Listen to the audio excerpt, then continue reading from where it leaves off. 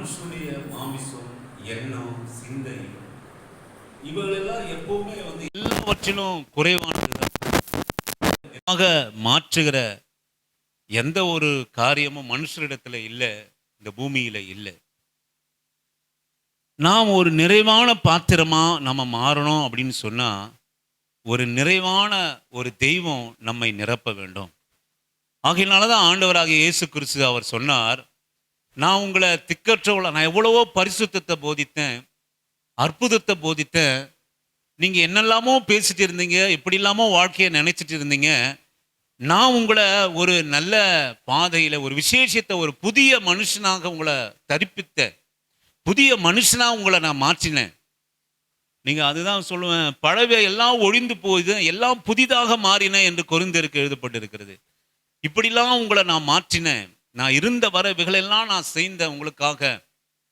ஆயினும் இப்போ நான் போக போகிறேன், நீங்க திடன் கொள்ளுங்கள், நான் சும்மா போகல, என்னை போலவே உங்களை வழிநடத்த ஒரு பரிசுத்த ஆவியானவரை உங்களுக்கு நான் தருவேன் அப்படின்னு ஆண்டவர் சொல்லி, அந்த வாக்குத்தத்தமான பரிசுத்த ஆவியை நமக்குள்ளாக அவர் வைத்திருக்கிறார்.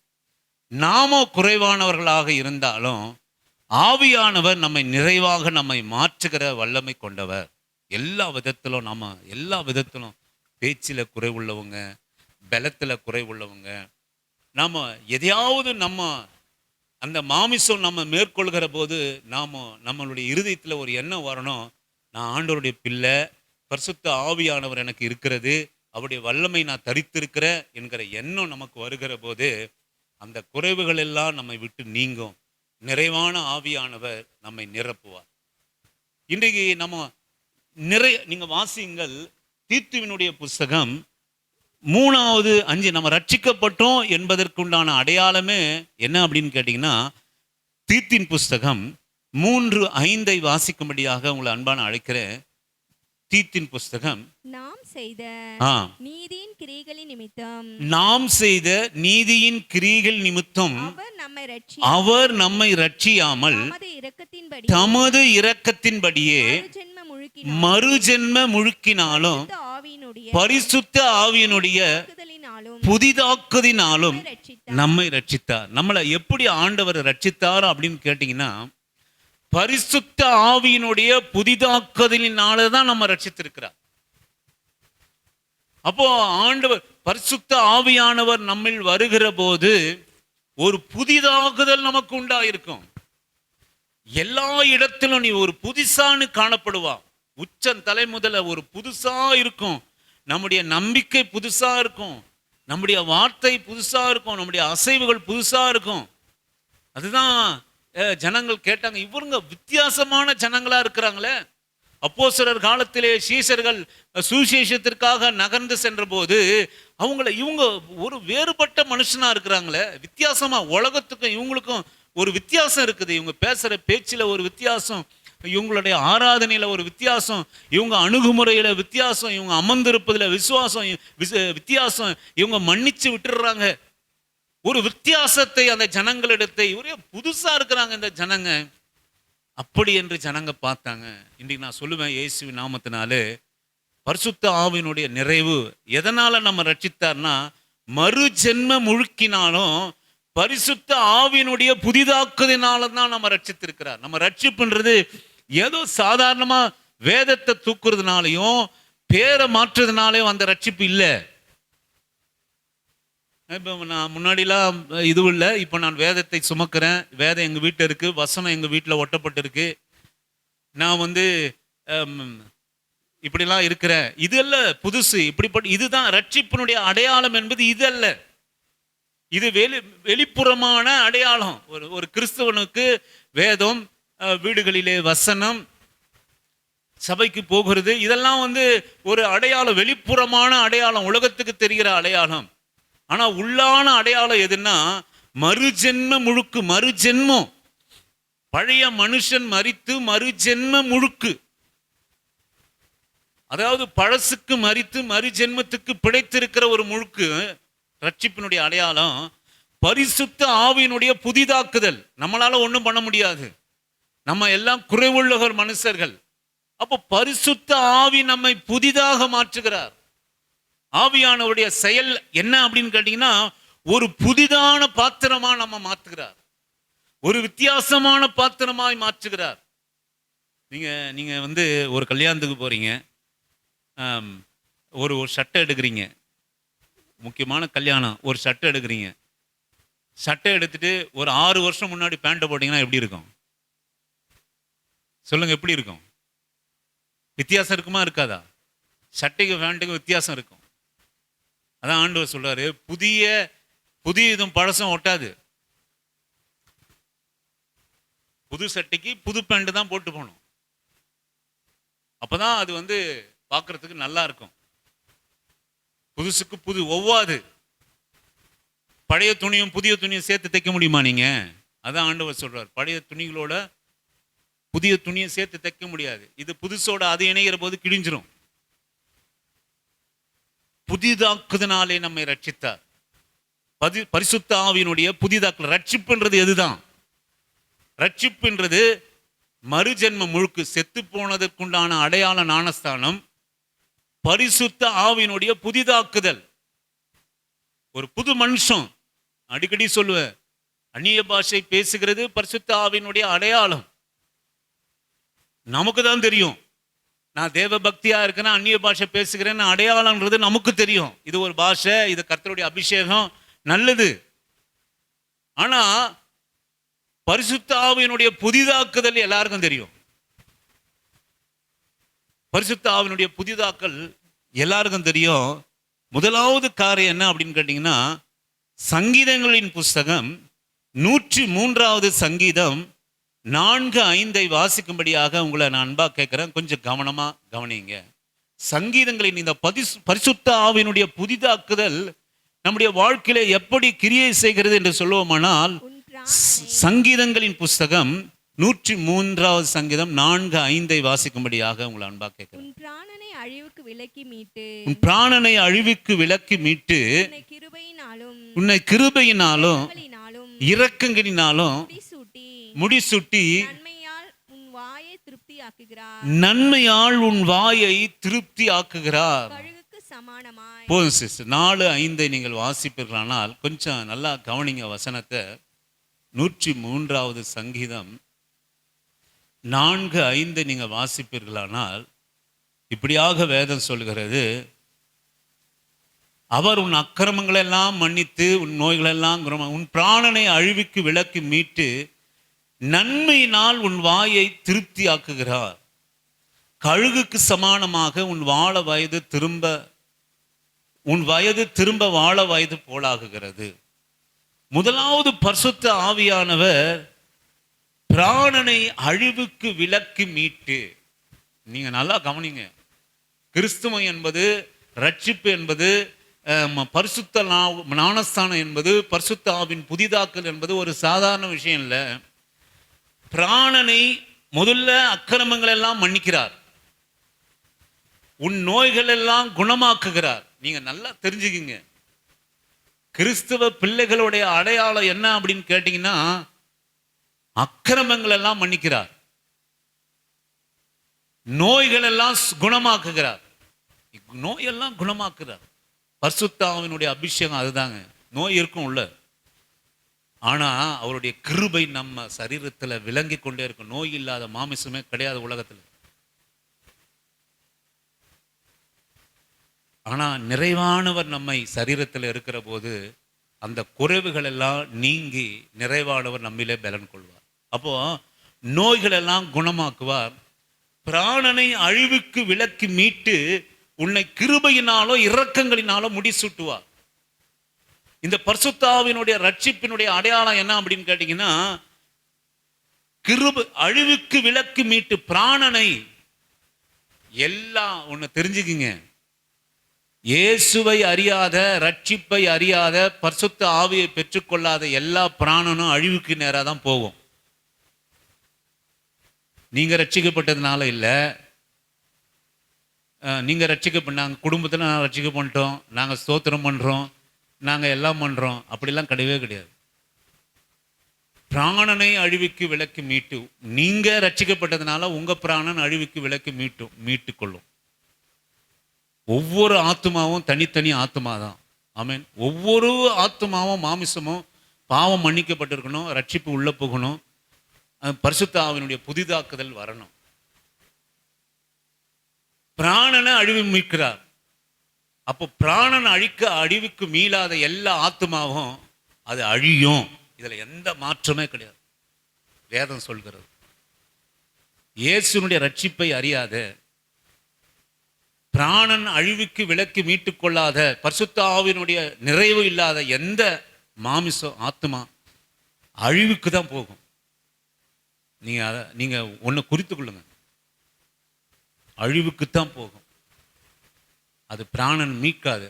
ஆனா உங்களுக்கும் எனக்கும் பிராணனை அழிவுக்கு விலக்கி மீட்டு உன்னை கிருபையினாலும் இரக்கங்களினாலும் ஏன் இந்த பிராணன் அழிவுக்கு விலக்கி மீட்டுக்குதுன்னா, இரக்கங்களினாலும் கிருபையினாலும் இந்த பரிசுத்த ஆவியானவர் நம்மை முடிசூட்டுகிறார். முக்கியமா நான் சொல்ல வந்த காரியம், நன்மையினாலே உன் வாயை திருப்தி ஆக்குகிறார். இந்த பரிசுத்த ஆவியினுடைய அபிஷேகத்தினுடைய பலன் என்ன அப்படின்னு கேட்டீங்கன்னா, முதல்ல நன்மையினாலே நம்மை வாயை திருப்தி ஆக்குவா. நன்மையினாலே நம்ம வாய் நன்மையானதை பேசும், ஒரு தீமையும் பேசாது, யாரையும் சபிக்காது. பரிசுத்த ஆவியினுடைய அபிஷேகத்தினுடைய நிறைவு முதலாவது என்ன கேட்டீங்கன்னா, வாயை நன்மையினாலே திருப்தி ஆக்குவார். நன்மையினாலே. எந்த வாயில நம்ம ஆண்டவருடைய சரீரத்தை புசிக்கிறோம், எந்த வாயில நம்ம ஆண்டவருடைய ரத்தத்தை பானம் பண்றோம், அந்த வாயை நன்மையினாலே திருப்தி ஆக்குவார். ஆமென், அல்லேலூயா. நன்மையினாலே திருப்தி ஆக்குவார். ஒருவரையும் காயப்படுத்துகிற வார்த்தை நம்ம வாயில வராது, அவிசுவாசமான வார்த்தை வராது. நமக்கு 1000 பிரச்சனைகள் இருந்தாலும் நமக்கு புலம்பல் இருக்காது. உண்மையா பரிசுத்த ஆவியை பெற்றவங்க புலம்பவே மாட்டாங்க. வாய் நன்மையினால நிறைந்திருக்கும். வீட்டில் நன்மையினால நிறைவு இருக்கா என்னன்னு தெரியாது, ஆனா வாய் நன்மையினால திருப்தியா இருக்கும். திருப்தியா வாய், நீங்க அபிஷேகம் பண்ணப்பட்டவனுடைய வாய் எந்த இடத்துல போனாலும் நன்மையே பேசும். என்ன வாழ்க்கை, என்னப்பா வாழ்க்கை, எப்போ ஆண்டவர் எடுத்துப்பாரு, நான் இருக்கிறேன், இப்படி பேசாது. இப்படி பேசாது. மற்றவர்களை சபிக்காது.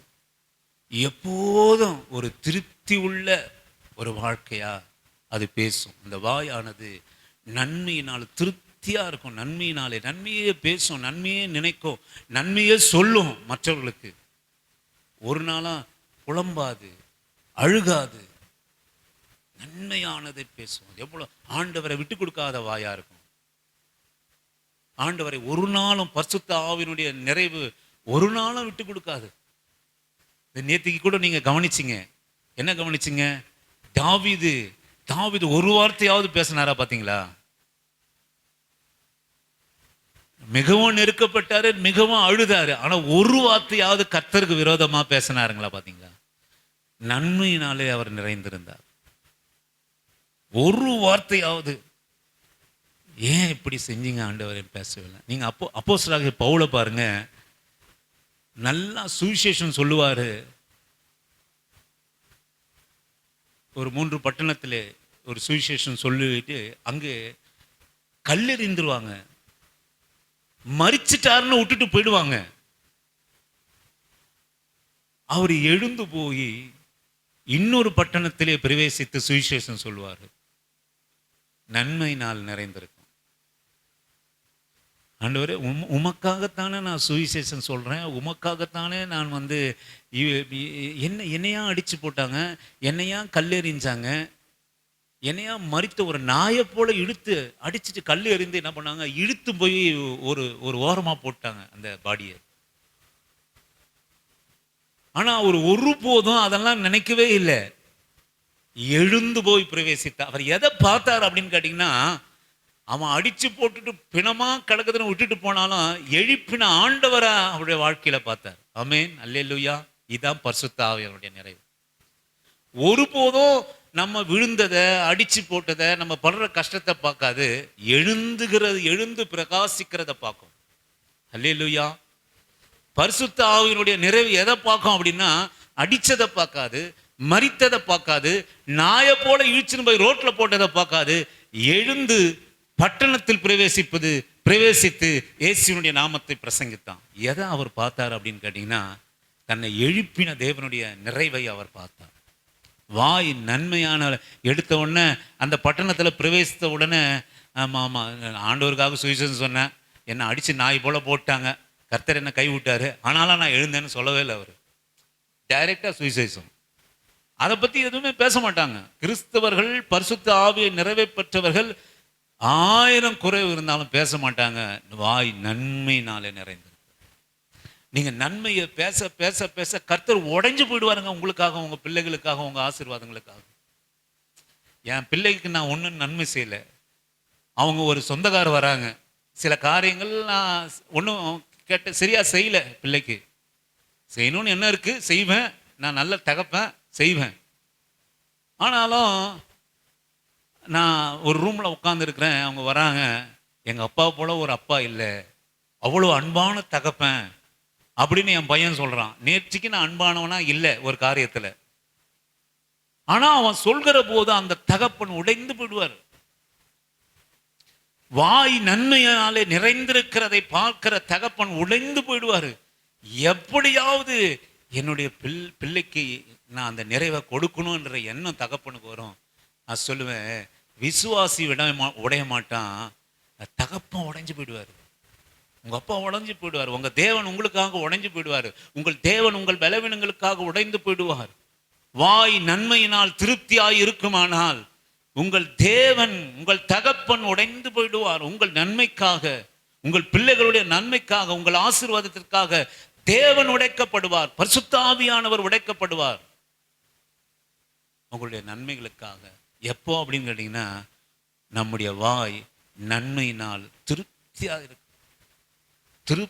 இருக்கணும். உங்க வாய் never talk about the negative confusions. ஒரு நாளும் தான் நேத்திக்கு நம்ம பார்த்தோம் பாருங்க, தாவீது ரொம்ப ஆச்சரியமா இருக்கும். ஒரு போதும் அவன் நெருக்கப்பட்டான், கர்த்தருக்குள்ளாய் திடப்படுத்தப்பட்டான். ஒரு வார்த்தை, ஏன் ஆண்டவரே எனக்கு இருக்கிறதெல்லாம் போதாதா, இது எனக்கு தேவையா, மொற்றமா என்ன நொறுக்கி போட்டீங்களா, ஒரு வார்த்தை இல்லை. ஏபத்தை கொண்டு வாங்க, கர்த்தரிடத்துல விசாரிச்சான், ஆண்டவரே நான் போய் அந்த தண்டை பிடிச்சிக்கலாமா, நன்மையாலே. அவன் கேட்ட வார்த்தையை பாருங்க, ஆண்டவரே நான் கிளம்பி போகட்டுமா, அந்த தண்டை நான் பின்தொடரவா, நான் அதை திருப்பிக் கொள்வேனா அப்படின்னு தான் கேட்டாங்க. நன்மையினாலே நிறைந்திருந்த வார்த்தை. நான் சொல்ல, உங்களுடைய வாழ்க்கையில ஒருபோதும் நீங்கள் பலவீனப்படுவீர்களானால், குறைவுபடுவீர்களானால், உங்க வாய் நன்மை, எங்க ஆண்டவர் இருக்கிறார்ப்பா என்னை காப்பாற்றுவார். அதுதான் யோபு சொல்றாரு, கொன்று போட்டாலும் நான் நம்பிக்கையா இருப்பேன், எனக்கும் அவருக்கும் இருக்கிற உறவே வேற. அப்படி என்கிற வாய் நன்மையினாலே திருப்தி அடைந்திருக்கிற வாழ்க்கை வேணும். சங்கீதங்களின் புஸ்தகம் 71வது சங்கீதம் 7-8 வாசிக்கும்படியாக உங்களை அன்பா நான் கேட்கிறேன். 7-8 70. அநேகருக்கு நான் ஒரு புதுமையை போலானேன், நீரோ எனக்கு பலத்த அடைக்கலமாய் இருக்கிறீர். என் வாய் உமது துதியினாலும் நாள்தோறும் உமது மகத்துவத்தினாலும் இருப்பதாக. அல்லேலூயா. நீங்க கவனிங்க, பரிசுத்த ஆவியினுடைய நிறைவு என்ன நம்ம சொன்னோம், புதுசா இருக்கிறது, புதிதாக்குதல். ஆவியினுடைய நிறைவு புதிதாக்குதல். இதுக்கு முன்னாடி ஒரே வாய் புலம்பிக்கிட்டே இருந்தது, சபிச்சுட்டே இருந்தது, புலம்பிக்கிட்டே இருந்தது, சபிச்சுட்டே இருந்தது, சண்டை போட்டுட்டே இருந்தது, தேவையில்லாத. சில பேர் நீங்க கவனிப்பீங்கன்னா அப்படியே தனியா பெணாத்திட்டே இருப்பாங்க.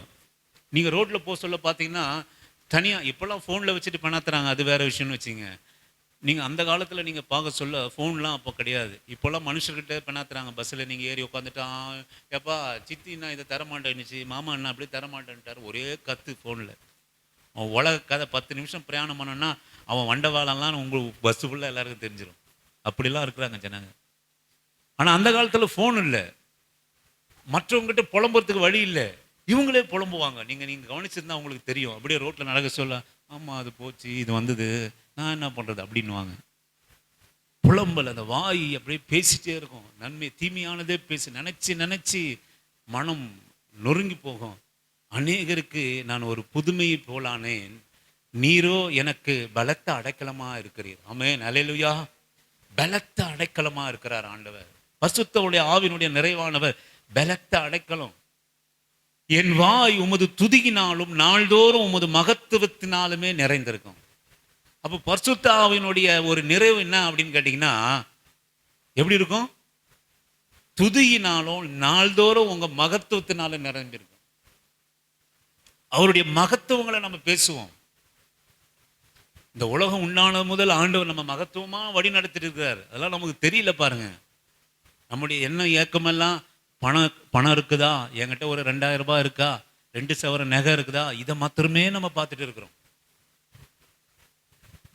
இது மாத்திரமே நம்ம இருந்தால் நமக்கு ஒரு சந்தோஷம். அப்பா ஒன்றும் பிரச்சனை இல்லை, ஒரு 2000 பணம் இருக்கு, ஒரு 2 சவரன் நகை இருக்கு, எதனா ஆபத்துக்கு அர்ஜென்ட்டு கூட அது நம்ம எதனா பண்ணிக்கலாம், ஒரு திருப்தி.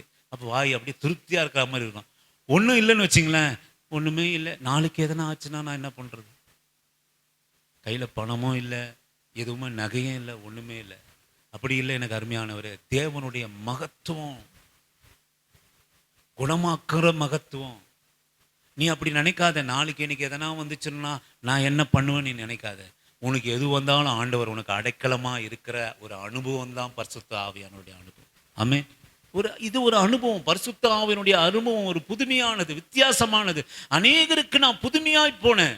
ஏன் அப்படின்னு கேட்டா, அநேக துக்கத்திலையும் அநேக தோல்வியிலும் பதறான், கதறான், ஓடுறான். ஆனா நான் என்ன பண்றேன்? அநேகருக்கு புதுமையா இருக்கிறேன். ஏப்பா நீ என்ன இப்படி இருக்கிற? இந்த சூழ்நிலையில நீ இப்படி இருக்கிறியே. அநேகருக்கு புதுமையா இருக்கிறேன். ஏன் அப்படின்னு கேட்டீங்கன்னா, தேவன் என் அடைக்கலமா இருக்கிறார். ஆமென். தேவன் என் அடைக்கலமா இருக்கிறார். அது அவங்களுக்கு தெரியல. என் புதுமைக்கு காரணம் அப்படி என்ன அப்படின்னு கேட்டீங்கன்னா, யார் என்னை கைவிட்டாலும் தேவன் எனக்கு அடைக்கலமா இருக்கிறார். ஆகினாலே என் வாய் உமது துதியினாலும் நாள்தோறும் உமது மகத்துவத்தினாலும் நிறைந்திருக்கும். ஆமென், அல்லேலூயா. தேவனுடைய மகத்துவம் அநேகம் இருக்குது சிஸ்டர். தேவனுடைய மகத்துவம் அநேகம் இருக்குது. அடிக்கடி சொல்வது போல, தேவன் விளைவிக்கிற ஒரு சின்ன பழத்துல இருக்குது, ஒரு சின்ன பூல இருக்கு, ஒரு சின்ன துளிர் விடும். நீ மண்ணுல வச்சு ஒரு செடி வளர்கிறதுல உண்டான மகத்துவம், அத நீ அதனுடைய நிறைவினால நீ நிறைந்திருக்கணும். அநேக தேவனுடைய மகத்துவத்தை மறந்துட்டாங்க. ஒரு காலத்துல ஆதி மனுஷனுடைய மகத்துவம்லாம் என்ன அப்படின்னு கேட்டீங்கன்னா, இன்னைக்கும் நீங்க பாருங்க, காடுகள் வாழ்கிற பழங்குடியினர் ஒண்ணுமே இல்லை சிஸ்டர். அவங்க பிரதர் ஒண்ணுமே கிடையாது. அவங்க வீடுகளில் போனீங்கன்னா சுற்றி மரங்கள் இருக்கும், கனி தருகிற செடிகள் இருக்கும், வாழை இருக்கும், தென்னை இருக்கும். வரவே மாட்டேன்றான் காட்டை விட்டு. அவனை சுற்றி விலங்கு, தினந்தோறும் ஆபத்து, கரண்ட் இல்லை, எதுவுமே இல்லை. எப்போ உனக்கு வா, உனக்கு கீழே மலைக்கு கீழே ஒரு வீடை தருகிற, நீ கட்டு, அப்படி நீ கட்டி அங்கே குடியிரு. செத்தால நான் வர மாட்டோம். எத்தனை தலைமுறையான்னு தெரியவே தெரியாது. தேவனுடைய மகத்துவத்தை அனுதினமும் கண்டு ரசிக்கிறான் அவன். தேவனுடைய மகத்துவத்தை விட்டு விலகாம இருக்கிறான். அவனால வர முடியல தேவனுடைய மகத்துவம். இன்னைக்கு நம்ம என்ன நினைக்கிறோம்? மகத்துவம் அப்படின்னு கேட்டினா, கையில பைசா இருந்தா, தங்க நகை இருந்தா மகத்துவம் அப்படின்னு நினைக்கிறோம். நல்ல வஸ்திரம் இருந்தா மகத்துவம் நினைக்கிறோம். அவன் ஒண்ணுமே இல்லை, ஏதோ ஒரு ஆடை அணிஞ்சுக்கிட்டு, ஏதோ சின்ன குடிசை வீட்டுல இருந்துட்டு, ஆனா அவனை சூழ்ந்திருக்கிற மகத்துவம் எத்தனை பெரிதா இருக்கிறது. நீ கோடி கோடி கோடி கோடியா நீ பணம் கட்டி, அம்மா நீ வீடு கட்டி வச்சிருக்கிறாரா, எத்தனையோ அடுக்கு மாளிகை, எத்தனை கோடிகளோ, ஆயிரம் கோடிகளை, கிட்டத்தட்ட 1,00,000 கோடியை கட்டி வீடு கட்டி வச்சிருக்கிறாரு. நான் சொல்லுவேன், நீங்க உண்மையிலேயே சொல்லுவேன், அந்த சின்ன வீட்டுல தேவனுடைய மகத்துவம் நிறைந்த இடம், அதை தான் தேடி ஓடுறான். இன்னைக்கு கோடிக்கணக்கான பணம் வச்சுட்டு இருக்கிறவங்கலாம் எதை பார்த்து ரசிக்கிறதுக்கு ஓடுறான்னா, மலை பிரதேசத்துக்கு போகலாமா, காடுகளை பார்க்கலாமா, நீர்வீழ்ச்சியை பார்க்கலாமா. நீங்க சொன்னா நம்ப மாட்டீங்க, இங்க வீடு இருக்குது, அவங்ககிட்ட சாப்பாடு இல்லை, அவங்களுக்கு சாப்பாடுக்கு அதான் ஏதோ ஒன்று சாப்பிட்றாங்க, நல்ல உடை இல்லை, நல்ல வீடு இல்லை, நீர்வீழ்ச்சியினுடைய சத்தம் அவன் காதுல வருஷம் வருஷம் பரம்பரையா கேட்டுன்னு இருக்கான். நம்ம என்ன பண்றோம்? வருஷத்துக்கு ஒரு வாட்டி 10,000 செலவு பண்ணி குற்றாலம் போயிட்டு வரோம். என்ன சித்தா சொல்ற? தூங்கிட்டியா நீ? 10,000 செலவு பண்றோம், 20,000 செலவு பண்ணி ஊட்டிக்கு போயிட்டு வரோம். கொடைக்கானல் போலாமா, என்னை கொடைக்கானலே கூட்டின்னு போக மாட்டேன்றீங்க. அவன் உட்காந்து ரசிச்சுன்னா உட்காந்துக்கிறான், கால் மேலே காலை போட்டுன்னு. ஒரு மரத்தடியில் பலா மரத்தை, நீங்கள் பலா பழத்தை பைசா கொடுத்து வாங்கியிருக்கு, பைசா கொடுத்து வாங்குற ஒரு பலா கிடைக்குமா அப்படின்ட்டு, ஒரு பலா கிடைக்குமா அப்படின்னு. அவன் பலா மரத்தெல்லாம் ஒரு அசட்டியா, ஏங்க இதெல்லாம் எடுத்துன்னு விற்பீங்களா அப்படின்னு கேட்டிங்கன்னா, அதெல்லாம் தூக்கி கீழே எடுத்துன்னு யாருங்க விற்பா, 100 ரூபாய் கிடைக்கும், முடிஞ்ச வரைக்கும் சாப்பிடுவான், இல்லாட்டி யானை சாப்பிடுவோம். மகத்துவங்களை ரசிக்கிறான். தேவன் கொடுத்த மகத்துவங்களை ரசிக்கலாம். நம்ம என்ன நினைக்கிறோம், யாரா பக்கத்து வீட்டுக்காரங்க நம்மளை விசாரிக்க மாட்டாங்களா, என்னை பார்த்துட்டு திரும்பி போறாங்களே, உன் வாசல்ல வச்ச பூச்செடி உனக்காக காத்துருது, காலையில நீ வந்து பாப்பாயான்னு. ஆமென், அல்லேலூயா. மகத்துவம், தேவனுடைய மகத்துவம். என்ன சித்தா லெமன் எடுத்துன்னு பண்ற, வெயில் சீசன்ல நீயே முடிச்சிடுறியா? மகத்துவத்தை கொஞ்சம் எடுத்துன்னு இருந்தா சரியா? தேவனுடைய மகத்துவம். 1 கிலோ லெமன் வந்து 150 ரூபா 200 ரூபா இப்போ சம்மர் சீசன்ல.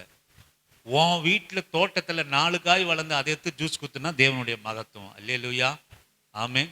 இதெல்லாம் நீங்க அறியணும். இதெல்லாம் தேவனுடைய மகத்துவத்தை தினந்தோறும் சொல்லும். அது வாய் அப்படி நிறைந்திருக்கும், வாய் இப்படி நிறைக்கணும், அப்படி நிறைந்திருக்கணும். உங்க வாசல்ல விளைகிற பூவை பத்தி, கனியை பத்தி, பழத்தை பத்தி, எதையாவது ஒன்றை பற்றி நிறைந்திருக்கணும். என்ன அழகா இருக்கு பாருப்பா.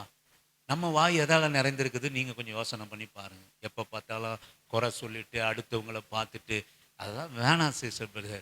நமக்கு என்ன கொடுத்துருக்குறாங்களோ அதுல நீங்க வாய் நிறைந்திருக்கட்டும். கர்த்தரை போற்றுங்க, கர்த்தரை துதிங்க. யாரையும் இது இது நிறைவானவர் துதியும் மகத்துவம் வாயில இருந்ததுன்னா யாரையும் சபிக்கிற எண்ணமே வராது நமக்கு. ஆமென். யாரும் முக தரிசனத்தையும் நாடணும்ன்ற வராது. வாயானது நன்மையினாலே நிறைந்திருக்கும், நிறைந்திருக்கும், நிறைந்திருக்கும். ஒரே குடிசை இருந்தாலும் சரி, அதுக்கு வேலியை போட்டு 4 பூச்செடி வைங்க, 4 கனிதரும் செடியை வேணும். ரொம்ப லேண்ட்லாம் வேணாம், 1 சதுரம் 2 சதுரம் லேண்டு போதும். கர்த்தருடைய நாமத்துக்கு ஸ்தோத்திரம். ஆமென், அல்லேலூயா. கர்த்தருடைய நாமத்துக்கு ஸ்தோத்திரம். 4 செடி வளர்ந்தா போதும். தேவனுடைய மகத்துவம் அவன் வீட்டில் இருக்கு. நீ கட்டுற செங்கல், இந்த பில்டிங்லாம் மகத்துவம் கிடையாது. நீ கட்டுற செங்கல், நீ கட்டுற சிமெண்ட், இது மகத்துவம் இல்லை. ஆனா வீட்டு வாசல்ல இருக்கிற கனிதரும் செடி, கலர் கலரா பூக்கிற பூ தேவனுடைய மகத்துவம்.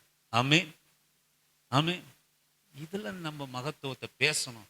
எதையோ பேச. அவங்கள இப்போ காலையில் எழுந்து உட்காந்தோன்னே அவங்க சரியில்லை, இவங்க என்ன கூப்பிடல, அவங்க இது பண்ணல, இதுக்கு எவ்வளோ மொய் எழுதணும்னா அவங்க இவளுக்கு செஞ்சாங்க, இவங்க அவளுக்கு செஞ்சாங்க. இதல்ல, மகத்துவங்களை பேசி மகிழுங்க. தேவனுடைய மகத்துவங்களை சொல்லி கர்த்தரை துதிங்க. பரிசுத்த ஆவியானவருடைய அதுதான் அப்படி நிறைந்திருக்கும். அவங்க யாரு அப்படி நிறைந்திருப்பாங்க? கவலையே பட மாட்டான். அதான் பவுல் சொல்றார், நிறைந்திருந்த எப்பா நான் தாழ்மையில வாழ கற்றுக்கொண்டேன். இருக்கவும் தெரியும், பசியா இருக்கவும் தெரியும், நல்லா உண்ணவும் தெரியும், நல்லா உடுத்தவும் தெரியும், எப்படி ஒன்னால எந்த சூழ்நிலையில எப்படியும் என்னால வாழ தெரியும். அதுதான் பரிசுத்த ஆவியினுடைய நிறைவு. நீங்க வாசியுங்கள். 2வது காரியம், யோவான் சுவிசேஷ புத்தகம், மன்னிக்கணும், லூக்கா சுவிசேஷ புத்தகம் 5வது அதிகாரம் 2 முதல் 7 வரை வாசிங்க. லூக்கா 5 2 முதல் 7 வரை வாசிக்கும்படியாக உங்களை. அப்பொழுது கடற்கரையிலே நின்ற 2 படகுகளை கண்டான். மீன் பிடிக்கிறவர்கள் அவைகளை விட்டு இறங்கி வலைகளை அலசிக் கொண்டிருந்தாங்க. அப்பொழுது அந்த படகுகளில் ஒன்றில் ஏறினார். அது சீமோனுடையதாய் இருந்தது. அதை கரையிலிருந்து சற்றே தள்ளும்படி அவனை கேட்டுக்கொண்டு படவில் உட்கார்ந்து ஜனங்களுக்கு போதகம் பண்ணினார். அவர் போதகம் பண்ணி முடித்த பின்பு சீமோனை நோக்கி ஆழத்திலே தள்ளி கொண்டு போய் மீன் பிடிக்கும்படி உங்கள் வலைகளை போடுங்கள் என்றார். அதற்கு சீமோன் ஐயரே ராமுழுதும் பிரயாசப்பட்டும் ஒன்றும் அகப்படவில்லை. ஆகிலும் உம்முடைய வார்த்தையின்படியே வலையை போடுகிறேன் என்றான். அந்தபடியே அவர்கள் செய்து தங்கள் வலை கிழிந்து போகத்தக்கதாக மிகுதியான மீன்களை பிடித்தார்கள். அப்பொழுது மற்ற படவில் இருந்த கூட்டாளிகள் வந்து தங்களுக்கு உதவி செய்யும்படிக்கு சைகை காட்டினார்கள். அவர்கள் வந்து 2 படவுகளையும் அமிழத்தக்கதாக. அல்லேலூயா. ஒண்ணு நீங்க தெரிஞ்சுங்க, பரிசுத்த ஆவியினுடைய நிறைவுதல் ரெண்டாவது காரியம் என்ன அப்படின்னு கேட்டிங்கன்னா, இருந்தாலும் இல்லைனாலும் நன்மையினாலே மகத்துவங்களையும் துதியும் பேசி வாய் நன்மையினால நிறைந்திருக்கும். கெட்ட வார்த்தை பேசாது, நல்லா இருக்கும். ரெண்டாவது காரியம், எனக்கு அருமையான தேவ ஜனமே, நம்முடைய குறைவுகளை தேவனுடைய அற்புத அடையாளத்தினாலே நிரம்ப செய்கிற பரிசுத்த ஆவியினுடைய அபிஷேகம். ரெண்டாவது காரியம், அதிசயங்களினாலும் அற்புதங்களினாலும் கர்த்தர் கிரியை செய்கிற ஒரு குடும்பமாக நீங்க இருப்பீங்க. உங்க குடும்பம் இருக்கும். உங்க குறைவுகள் எல்லாம் பேதுரு சொல்கிறான், ஆண்டவரே ஐயரே ராம் முழுவதும் கஷ்டப்பட்டேன், எனக்கு குறைவு தான், ஒன்றும் மீனும் அகப்படவில்லை. நான் சொல்லுவேன், இந்த அன்பின் தேவ ஆவியானவர் நமக்குள்ளாய் வருகிற போது இயேசு செய்த கிரியைகளை காட்டிலும் அதிகமான கிரியை பரிசுத்த ஆவியானவருடைய வல்லமைக்கு உண்டு. நான் போகிறேன், நீங்க பயப்படாதீங்க. பரிசுத்த ஆவி என்னும் வல்லமையை அற்புதத்தை தேற்ற வல்லனால உங்களுக்கு தருவேன். உங்களை நான் திக்கற்றவளா விட மாட்டேன். அப்போ நான் செய்ததை காட்டிலும் நீங்க அநேக அற்புதங்களை செய்வீங்க. ரெண்டாவது காரியம் என்ன அப்படின்னு கேட்டீங்கன்னா, நம்ம குறைவுகள் எல்லாம் ஆண்டவர் அற்புதம் செய்து நம்ம நடத்துவார். அல்லேலூயா. அற்புதம் செய்வார். முழுவதும் பிரயாசப்பட்ட ஆண்டவரே எனக்கு ஒண்ணுமே கிடைக்கல, நான் சொல்லுவேன், இயேசுவின் நாமத்தினாலே பரிசுத்த ஆவியானவர் என்பது உங்க குறைவுகளிலே நிறைவாய் படகு அமிழத்தக்கதாக அற்புதம் செய்கிற நிறைவை கொடுக்கிற பரிசுத்த ஆவியானவருடைய அபிஷேகம். ஆமென். நான் முன்னாடியே சொன்னேன், தகப்பன் ஒன்றுமே செய்யாமல் ஏன் இந்த அற்புதம் அடையாளங்கள் ஒரு பரிசுத்த ஆவியை பெற்றவனுடைய வாழ்க்கையிலே, ரட்சிக்கப்பட்டவனுடைய வாழ்க்கையில ஏன் நடக்குது அப்படின்னா, தேவனுடைய பிள்ளைகளை ஆண்டவர் பார்க்கிறார், வாயை நன்மையினால் திருப்தியானதை பார்த்தார். ரட்சிக்கப்பட்ட புதிதாக்குதல் அனுபவத்துக்குள்ளாக வந்த தேவனுடைய பிள்ளை இருந்தாலும் இல்லைனாலும் தேவனுடைய மகத்துவங்களையும் துதியையும் சொல்லி நாள்தோறும் நன்மையினால் வாய் நிறைந்திருப்பதனாலே தேவன் உடைக்கப்பட்டு, தேவன் உங்களுக்காக, உங்கள் குறைவுக்காக, உங்களுடைய ஆசீர்வாதத்திற்காக, உங்களுடைய மேன்மைக்காக தன்னுடைய மகத்துவங்களை உங்களை அற்புத அடையாளங்களால் நம்முடைய குடும்பங்களிலும் நம்முடைய ஆசீர்வாதங்களிலும் நம்ம உடல் சுகத்திலும் நம்முடைய பிள்ளைகளுடைய வாழ்க்கையிலும் தேவனுடைய மகத்துவங்களை நாம் பெற்றுக்கொள்ளும்படியாக அவர் உடைக்கப்படுகிறதுனாலே தேவன் நம்முடைய வாழ்க்கையிலே அற்புத அடையாளங்களை செய்கிறார். நம்முடைய குறைவுகள் எல்லாம் ஐயரே முழுவதும் பிரயாசப்பட்ட ஒன்றும் அகப்படல ஆண்டவரே, நீ போய் வலையை வலதுபுறமாய் போடு, படகு நிரம்பத்தக்கதா இழுக்கத்தக்க பலனை கொடுக்கிற அற்புத பரிசுத்த ஆவியானவர். அமேன். ஹல்லேலூயா. அமேன். அற்புதம் செய்கிறவராய் அவர் சுற்றித் திருந்தார். இன்றைக்கு பேதுரு அப்போஸ்தலர்கள், இந்த 11 அப்போஸ்தலர்கள் அனாதியாய் விடப்பட்ட போது, மகத்துவங்களை பேசின போது அவங்கள ஆண்டவர் சும்மா நடக்கல, அற்புத அடையாளங்களுடைய வரத்தினாலே அவர்களை ஒவ்வொருவரையும் வரத்தினாலே நிரப்பினார். ஏசப்பாவுடைய நிழல் பட்டு யாருமே சுகமாகல, வேதத்துல இல்லை. ஆனா பேதுருடைய நிழல் பட்டு சுகமானாங்க. பரிசுத்த ஆவியினுடைய நிறைவு. தகப்பன் உடைக்கப்பட்டார் பேதுருவுக்காக. வாயை நன்மையினால் நிரப்பினார் பேதுரு. எத்தனை குறைவு இருந்தாலும் கர்த்தருடைய சுவிசேஷத்தை அறிவிச்சுட்டு மகத்துவங்களை ஆண்டவருடைய சொல்லி துதித்து அவருக்காக வாழ ஆரம்பிச்சார். அற்புத அடையாளங்களினாலே பேதுருவை ஆண்டவர் நிரப்பினார். எனக்கு அருமையான கர்த்தருடைய பிள்ளையே, ஆண்டவருக்காக உன் வாய் நன்மையினால் திருப்தியாக இருக்குமானால் நான் சொல்லுவேன், தகப்பன் உடைக்கப்பட்டு உங்க வாழ்க்கையிலே இருக்கிற குறைவுகளை எல்லாம் அவர் நிறைவாக்க மாற்ற பரிசுத்த ஆவியானவர் இருக்கிறார். அதே போலதான் நீங்கள் வாசியுங்கள், யோவான் சுவிசேஷ புத்தகம் 2ஆம் அதிகாரம் 6 முதல் 10 வரை உள்ள வசனங்களை வாசிக்கும்படியாக உங்களை அன்பா நான் கேட்கிறேன். யூதர்கள் சுத்திகரிக்கும் முறைமையின்படி ஒவ்வொன்று 2-3 குடம் தண்ணீர் கொள்ளத்தக்க 6 கற்சாடிகள் அங்கே வைத்திருந்தது. இயேசு வேலைக்காரரை நோக்கி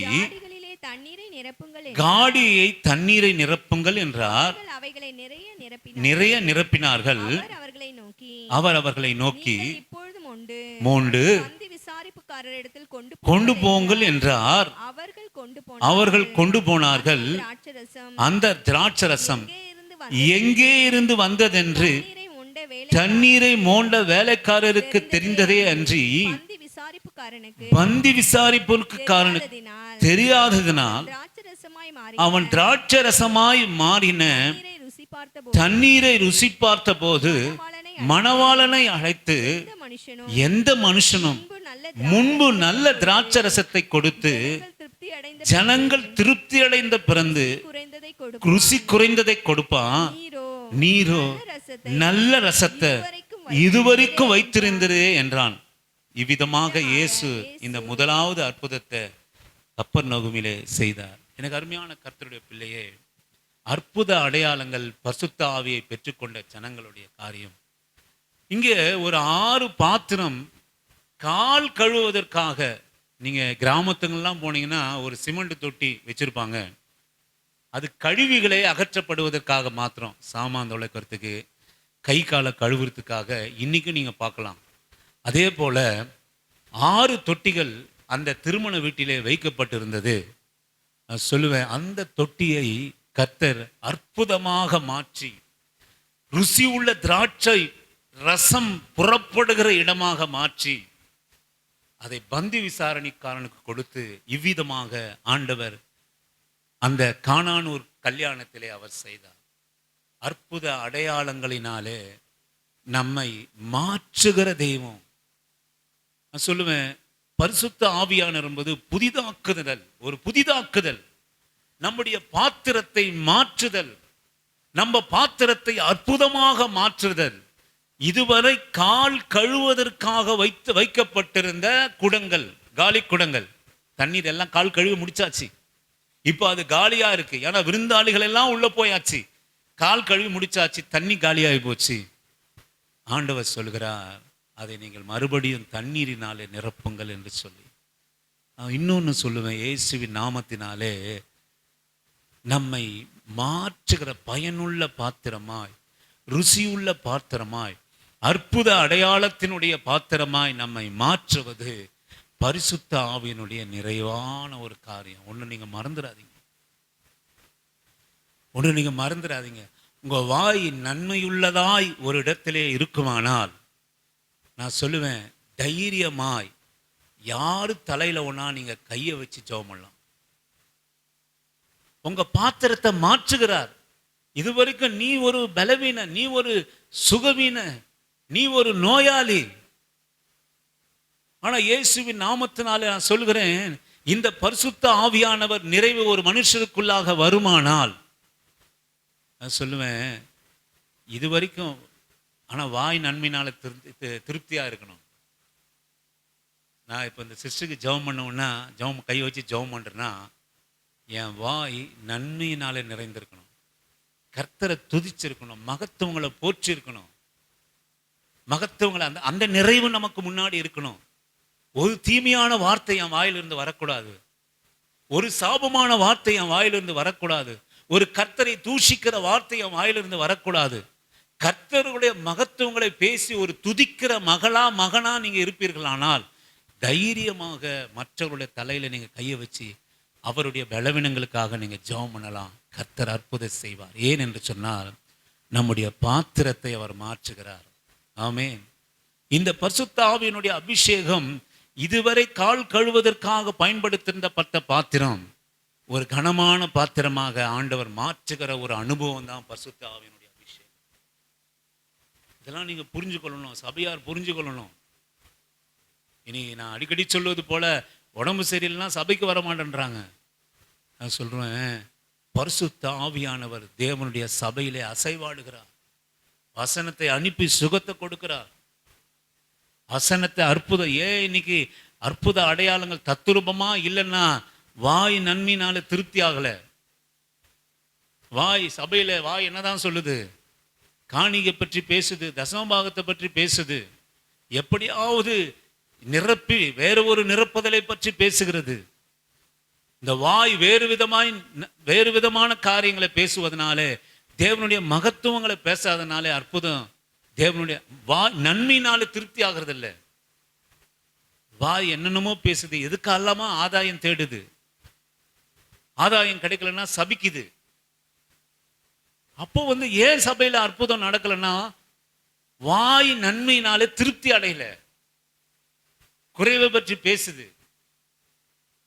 எப்பவும் நான் சொல்லுவேன், 40 வருஷமா ஒரு சபையில நான் சபையை கட்டணும்னு இன்னுமா பணம் வசூல் பண்ணிட்டு இருந்தாங்கன்னா அது திருப்தியே ஆகல. அந்த சபை திருப்தியே ஆகல.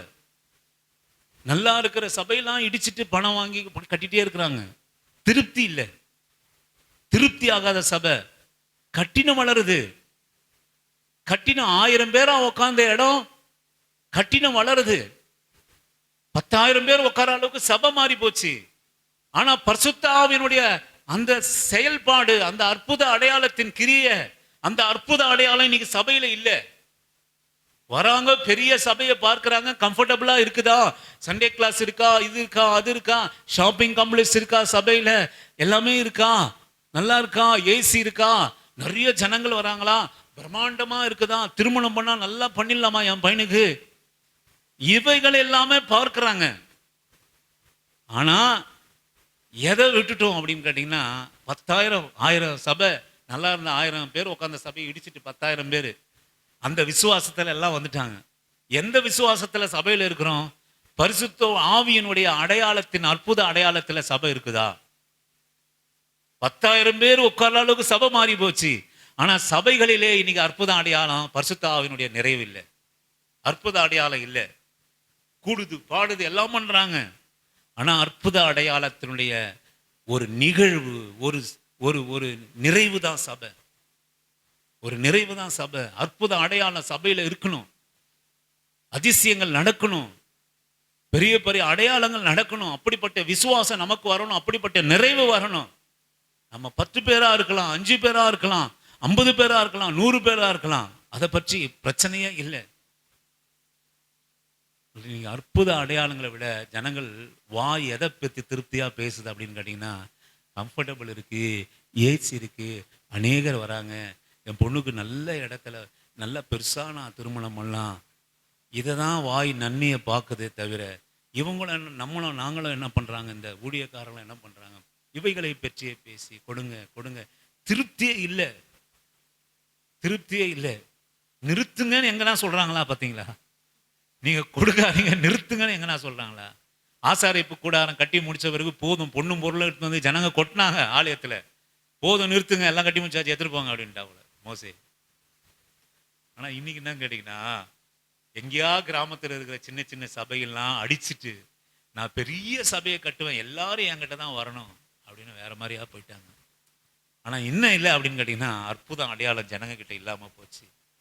வாய் திருப்தியே இல்லாம ஒரு பிரசங்கம், திருப்தியே இல்லாம ஆராதனை, திருப்தியில துதியானதுனால அற்புத அடையாளம் இந்த நாளிலே சபையில இல்லை.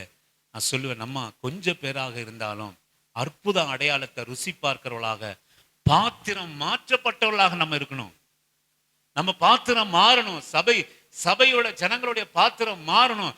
இதுக்கு முன்னாடி நீ எப்படி இருந்தாலும் கவலை கிடையாது. நீ விபச்சாரியா இருக்கலாம், நீ குடிகாரனா இருக்கலாம், நீ வட்டி வாங்கி சாப்பிடறனா இருக்கலாம், நீ ஏமாற்றுவனா இருக்கலாம் கிறிஸ்துவுக்கு முன்.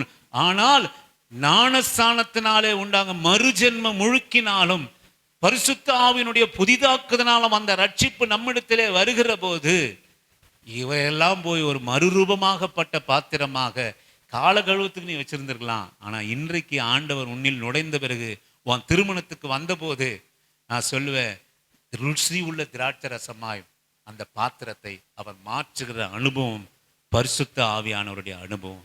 2 காரியத்தை நாம தியானம் பண்ணோம். 3வது காரியம் என்ன அப்படின்னு கேட்டீங்கன்னா, எனக்கு அருமையான தேவனுடைய பிள்ளையே, நான் சுருக்கமா சொல்லி முடிச்சிடுறேன். சங்கீதங்களின் புஸ்தகம் 23வது சங்கீதம் 5-6 வாசித்தும்படியாய் உங்களை அன்பா நான் கேட்கிறேன். 23வது சங்கீதம் 5-6. என் சத்துருக்களுக்கு முன்பாக என் சத்துருக்களுக்கு முன்பாக நீர் எனக்கு ஒரு பந்தியை ஆயத்தப்படுத்தி, நீர் எனக்கு ஒரு பந்தியை ஆயத்தப்படுத்தி, என் தலையை எண்ணெயால் அபிஷேகம் என் பண்ணுகிறீர். தலையை எண்ணெயால் அபிஷேகம் பண்ணுகிறீர். என் பாத்திரம் நிரம்பி என் வழிகிறது. பாத்திரம் நிரம்பி வழிகிறது. என் ஜீவனுள்ள என் நாளெல்லாம் ஜீவனுள்ள நாளெல்லாம் நன்மையும் கிருபையும் நன்மையும் கிருபையும் என்னை தொடரும். என்னை தொடரும். நான் கர்த்தருடைய கர்த்தருடைய வீட்டிலே நான் கர்த்தருடைய வீட்டுல நீடித்த நாட்களாய் நீடித்த இந்த பாத்திரம் என் தலை எண்ணெயினால் அபிஷேகம் பண்ணுகிறார். நம்ம பாத்திரம் பரிசுத்த ஆவியினால் நிரம்பி வழிகிற போது ஜீவனுள்ள நாளெல்லாம் நன்மையின் கிருபை என்னை தொடரும். ஆமென், அல்லேலூயா. மகன் நீங்க ஒண்ணு நோட் பண்ணீங்க, இந்த பரிசுத்த ஆவியினுடைய அபிஷேகம். மூன்றாவது காரியத்தை நான் முடிக்கிறேன். சத்துருகளுக்கு முன்பாக பந்தியை ஆயத்தப்படுத்தி என் தலையை எண்ணெயினால் அபிஷேகம் பண்ணுகிறார். என் பாத்திரம் நிரம்பி வழிகிறது. அப்படி நிரம்பி வழிகிற போது என் ஜீவனுள்ள நாளெல்லாம் நன்மையும் கிருபையும் என்னை தொடரும். ஆமென். ஜீவனுள்ள நாளெல்லாம் இந்த பரிசுத்த ஆவியினுடைய அபிஷேகம் என்னத்தை தரும்? நன்மையும் கிருபையும் நம்மை தொடரும். மாத்திரமல்ல, நான் கர்த்தருடைய வீட்டில் நீடித்த நாட்களா இருப்பேன். யாருடைய வீட்டில்? உங்க வீட்டில் நீங்க நீடித்த நாட்களா இருப்பீங்கன்னு யாருக்குன்னே தெரியாது. தெரியுமா உங்களுக்கு எத்தனை நாட்கள் இருப்பீங்க அப்படின்னு? நீடித்த நாட்களா நான் கட்டின வீட்டில் எத்தனை நாளா நான் இருப்பேன் அப்படின்னு எனக்கு தெரியுமா? தெரியாது. ஆனா ஒண்ணு தெரிஞ்சுக்கணும், பரிசுத்த ஆவியானவர்கள் இருக்கிற நிறைவில் இருக்கிற ஜனங்க கர்த்தரோட வீட்டில் நீடித்த நாளா இருக்கும். ஆமென். இதுதான் பரிசுத்த ஆவியானவருடைய நிறைவு. நீங்க வாசித்து முடிங்க. நீதிமொழிகளின் புஸ்தகம் 8வது அதிகாரம்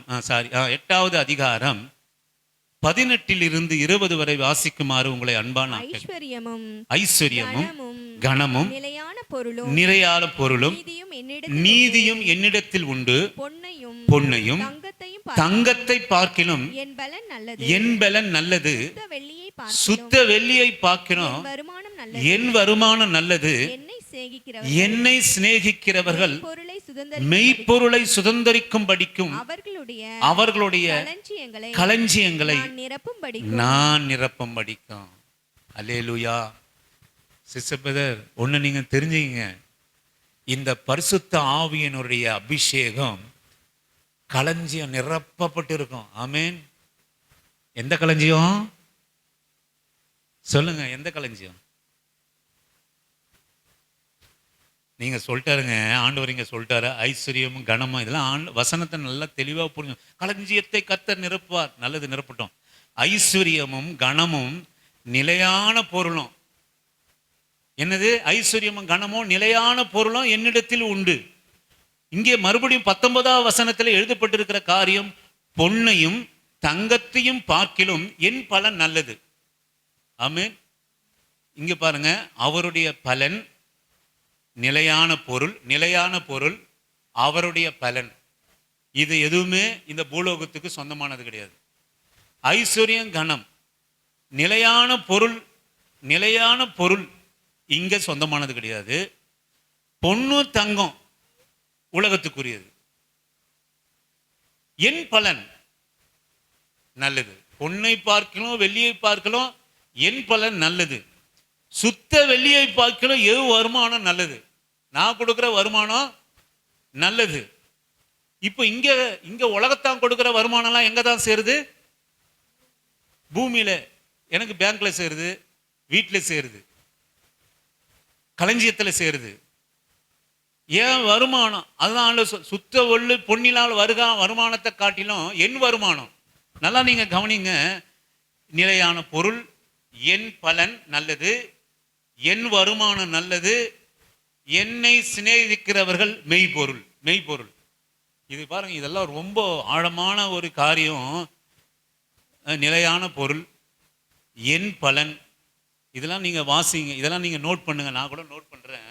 நீங்க பாருங்க, என்னை கண்டடைவர்கள் நான் என்ன நிலையான பொருள், அப்புறம் சுத்த வெள்ளி, என் பலன் நல்லது, என் வருமானம் நல்லது, மெய்ப்பொருள் சிநேகிக்குரல் மெய்ப்பொருளை சுதந்திரக்கும்படியா நான் அவருடைய களஞ்சியங்களை நிரப்புவேன். இது நீங்க கவனிங்க. எனக்கு அருமையான கர்த்தருடைய பிள்ளையே, எங்க களஞ்சியம் நிரம்புது அப்படின்னீங்கன்னா, இந்த பரிசுத்த ஆவியினுடைய அபிஷேகம் எதை நமக்கு கொடுக்குது அப்படின்னா, நம்ம களஞ்சியங்களை நிரப்பி வைத்திருக்கோம். எனக்கு அருமையான கர்த்தருடைய பிள்ளையே, ஒருவேளை பொண்ணு நம்ம வீட்டை நிரப்பில்லாம இருக்கலாம், ஒருவேளை வெள்ளி நம்முடைய வீட்டை நிரப்பாம இருக்கலாம், ஒருவேளை நம்ம வருமானம் நம்ம வீட்டை நிரப்பாம இருக்கலாம், நிறைவே இல்லாம இருக்கலாம். ஆனால் இந்த பரிசுத்த ஆவியினுடைய அபிஷேகம், பரிசுத்த ஆவியினை பெற்றவர்களே, இன்னைக்கு அநேகர் நினைக்கிறாங்க பரிசுத்த ஆவின்னா என்ன நினைக்கிறாங்க, வெறும் அந்நிய பாஷை பேத்தி மோனாடி சொல்ல உணர்ச்சி வசப்படுறது தான் பரிசுத்த ஆவின் அபிஷேகம் ரொம்ப பேர் நினைக்கிறாங்க. சபைக்கே வராம ஒரு வீட்டுக்கு திடீர்னு நான் போனேன். சபைக்கு வரமாட்டேன், சபைக்கு அசெப்ட் பண்ணிட்டு ஒரு இதுவும் கிடையாது, தேவனுக்குரிய ஒரு சாயலும் இல்லை. அவங்க வீட்டில் போய் ஜெபம் பண்ணேன். ஒரு அம்மா இங்கே வந்தாங்க, அதுக்காக வீடுகளில் போய் ஜெபம் பண்ணோம். அந்த ஐயா சுத்தம் ஜெபிக்க துவங்கின உடனே பரிசுத்த ஆவி அப்ப அந்நிய பாஷை பேசுறாரு, என்னென்னவோ பேசுறாரு. சபைக்கு பல வருஷமா வரல, சபைக்கு போனாரா தெரியல, இப்போ என்ன நிலைமையில இருக்கிறாருன்னு தெரியல. திடீர்னு ஒரு மனுஷன் சபையிலிருந்து ஒரு மனுஷன் போய் ஜெபம் பண்ண உடனே பரிசுத்த அந்நிய பாஷையினால அந்நிய பாஷை பேசுறாரு வாயிலிருந்து.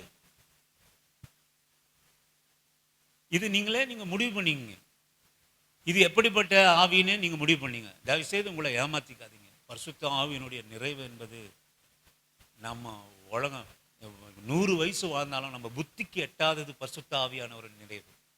நீங்களும் நானும் பேசுகிற அந்நிய பாஷையுடைய அடையாளம் இல்லை. அந்நிய பாஷை பேசுங்க. அதை கூட அவர் பவுல் சொல்லிட்டார், அந்நிய பாஷை எவனா புறஜாதிக்கு முன்பு போய் இந்த மாதிரி அந்நிய பாஷை அவிசுவாசிக்கு முன்பாக போய் பேசாத, சபையில நீ பக்தி அடையும்படியா நீ பேசிக்கோ. ஒரு பாட்டு பாடுறப்போ நீ நிரம்புறியா, அந்நிய பாஷை பேசு, தப்பு இல்லை, உன்னுடைய பக்தி விருத்தி. ஆனா புதுசா ஒருத்தன் வருவானா எதையாவது பேசி புதிய விசுவாசிய அந்நிய பாஷையில கெடுத்துறாத அப்படின்னு ஆண்டவர் சொல்றார். ஆனா இன்னைக்கு சபைக்கும் போகாம சுவிசேஷத்துல அக்கறை இல்லாம எதுவுமே இல்லாம திடீர்னு ஒரு மனுஷன் சபையில இருந்து போன உடனே எப்படிங்க அந்நிய பாஷை வருது உங்களுக்கு? நீங்க புரிஞ்சுக்குங்க.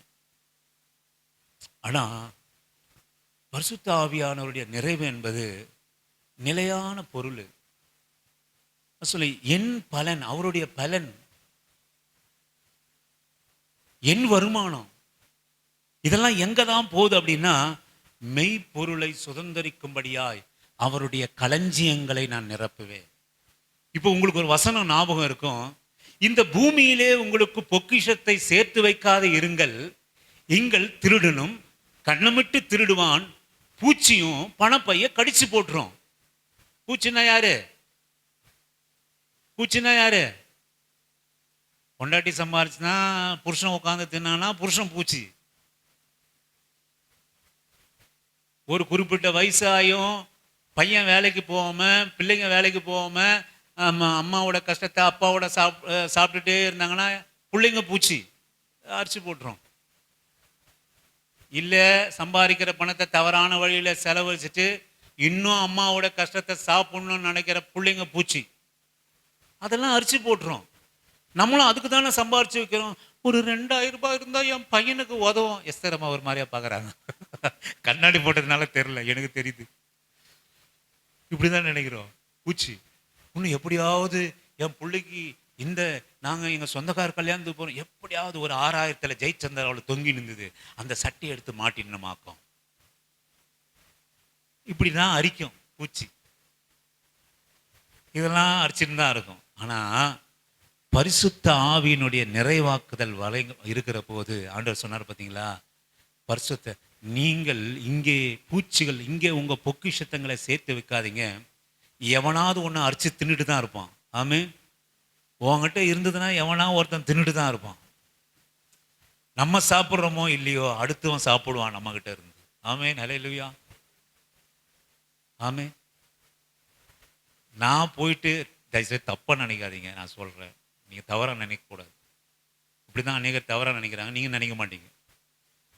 நான் என் கல்யாணத்துக்கு எங்கள் பிள்ளைகளுடைய காரியத்துக்கு என்ன தான் யார்கிட்ட வாங்கணும்னு தெரியாது. ஆனால் ஒன்று சொல்லுவேன், 2 மாசத்துல 50,000 மொய் எழுதியிருக்கிறேன். கண்ணமிட்டு திருடுவான் பூச்சி பணப்பைய. ஆனா ஒரு நாள் மட்டன் வாங்கி குழம்பு வச்சு சாப்பிட்றதுக்கு எனக்கு மனசு வரலை. ஆமென். 50,000 நான் செலவு பண்ணுறேன், அது மனசை பற்றி நான் பேசலை, அதை பற்றி. ஆனால் ஒரு நாள் பிள்ளைகளுக்காக ஒரு 1/2 கிலோ கறியை வாங்கி நல்லா மாமிசம் வாங்கி நல்லா சாப்பிட்டு பண்ணலைங்க. யார் தான் தின்னுது? பூச்சி. கண்ணை மட்டும் திருடுறது. இப்படி போயிட்டு இருக்குது. இப்படி தான் போகும்போது. ஆனால் மனசு நமக்கு வரமாட்டேங்குதுங்க. ஒரு நல்ல ஒரு ஏன்னா ஒரு ட்ரெஸ் விலை உயர்ந்த ட்ரெஸ் எடுத்தாலும் மனம் நொறுங்கி போகுது. அப்படி ஐயோ 1100 ரூபாய்க்கு ட்ரெஸ் எடுக்கிறோமே, 1100 ரூபாய், ஐயோ 7000 ரூபாய்க்கு ட்ரெஸ் எடுத்துட்டுமே. இன்னைக்கும் நான் சொல்லுவேன், இன்னைக்கு ஆண்டவர் கையின் பிரயாசத்தை ஆற்று வச்சு நல்லா சம்பாதனை தான் எனக்கு கொடுத்துருக்கிறாரு, இல்லைன்னு நான் சொல்லலை. ஆனால் இன்றைக்கும் 1000 ரூபாய் ட்ரெஸ் என்னால் எடுக்கவே முடியல, கஷ்டமாக இருக்குது, எடுத்துட்டாலும் கஷ்டமாக இருக்குது. நான் சொல்லுவேன், என்னதான் அப்போ திருடுது, திருடன் கண்ணை மட்டும் திருடான், பூச்சி எடுத்துட்டு போகுது. ஆனாலும் பரிசுத்த ஆவியினுடைய நிறைவு மெய்ப்பொருளை சுதந்திரிக்கும்படியாய், அவர் பலன் நமக்கு கிடைக்கும்படியாய், அவருடைய வருமானத்தை யாரையும் சாப்பிட முடியாது. ஆமேன். அவருடைய பலனை யாரையும் சாப்பிட முடியாது. ஆனா அது எங்க தான் சேர்ந்துட்டு இருக்கு? களஞ்சியத்துல சேருது, ஓம் பேங்க்ல இல்ல. நேற்றுக்கு 2 நாள் நான் சொல்லி முடிச்சிடுறேன். ஒரு நாள் பஸ்ஸில் போக வேண்டிய ஒரு காரியம் வந்தது, எதுக்காகவோ கிறிஸ்மஸ் ப்ரோக்ராம் போய் வந்தது. ஒரு லேடி ஃபோன் எடுத்துது, என் பின்னாடி ஒரு ஃபோன் எடுத்துது. அவங்க தங்கச்சிக்கிட்ட பேசுது, ஏய் உன் பேங்க் அக்கௌண்ட்டில் எவ்வளோ இருக்குது, உனக்கு அம்மா ஃபிக்ஸட் டெபாசிட்டில் போட்டிருந்தாங்களே, அம்மா கிட்ட சொல்லாத, நீ என்கிட்ட எடுத்து கொடு, நான் அதை அப்படியே தந்துடுறேன், நான் அவங்ககிட்ட சொல்லாத, எப்படி எடுக்கிறேன்னா ஆனால் கொஞ்சம் லேட் ஆகும். எனக்கு பயங்கரமான சிரிப்பு வந்தது. நீ எடுத்து தெரியாமல் கொடுத்துரு. ஏன்னா ஆனால் ஏதோ ஒரு பேர் சொன்னாங்க, ஆனாடி நான் அக்கா கொஞ்சம் லேட்டாக தான் தருவேன், முடிஞ்சு போச்சு அதுலேயே கதை. நான் நினச்சேன், என் உள்ளம் பதறுது, தங்கச்சி உன் பணம் அம்பேலு, எப்போ உன் பணத்தை நான் லேட்டாக தான் தருவேன், எப்பா எப்போ முடியுதோ, நான் சாப்பிட்றேனோ இல்லையோ, எப்பா தங்கச்சி அந்த பணத்தை நான் எப்படியாவது கொடுத்துட்றேன், எனக்கு ரொம்ப தேவையாக இருக்குது, நான் எப்படியாவது உனக்கு திருப்பி கொடுக்குறேன்னா பரவாயில்ல.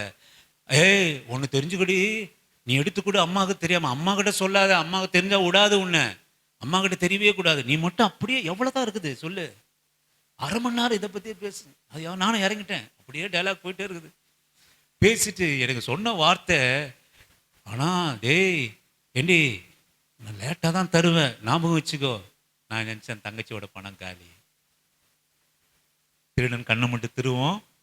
இங்கே நம்ம பேங்க் அக்கௌண்ட்டில் இருந்தா என்ன, சிஸ்டர் அக்கௌண்ட்டில் ஒரு 6000 இருந்துச்சுன்னா பிரதர் சும்மா விடுவாரா? ஏய் லில்லி வா மகாபலிபுரம் போகலாம்,